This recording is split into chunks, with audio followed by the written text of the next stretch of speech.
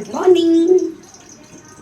तर आज आहे आमचा मम्मा डॉटर वीकचा डे 3 आणि ह्या मॅडम आज माझ्यासोबतच उठले आहेत, त्यामुळे ह्यांच्या आधी किंवा नंतर उठायचा काही प्रश्न झाला नाही.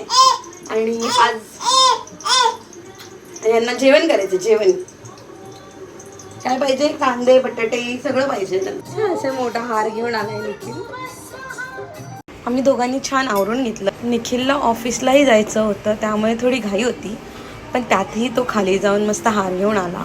मग मी दारात रांगोळी काढली आणि मग आम्ही एकत्र मिळून देवाची पूजा केली आणि छान आशीर्वाद घेतला. हो, मी सगळं जेवण केलं, सगळं.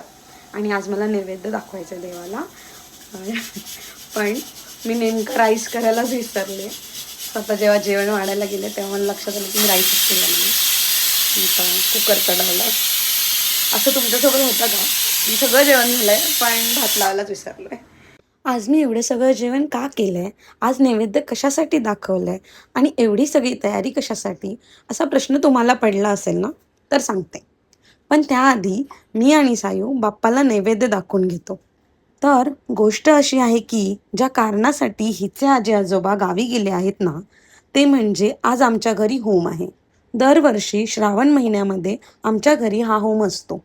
देवघरातला नारळ बदलला जातो आणि त्यानिमित्ताने गावातले सगळे तळाशीलकर आणि आमचे फॅमिली मेंबर्स एकत्र जमतात. सगळे मिळून देवाचं दर्शन घेतात आणि महाप्रसादाचा लाभ घेतात. पण यावर्षी आम्हाला गावी जाता आलं नाही, म्हणून आम्ही इकडूनच देवाला नमस्कार करून या सगळ्यात सहभागी होतोय. तर आज गुरुवार होता आणि सायूरी दर गुरुवारी आजी आजोबांसोबत स्वामींच्या मठात जाते.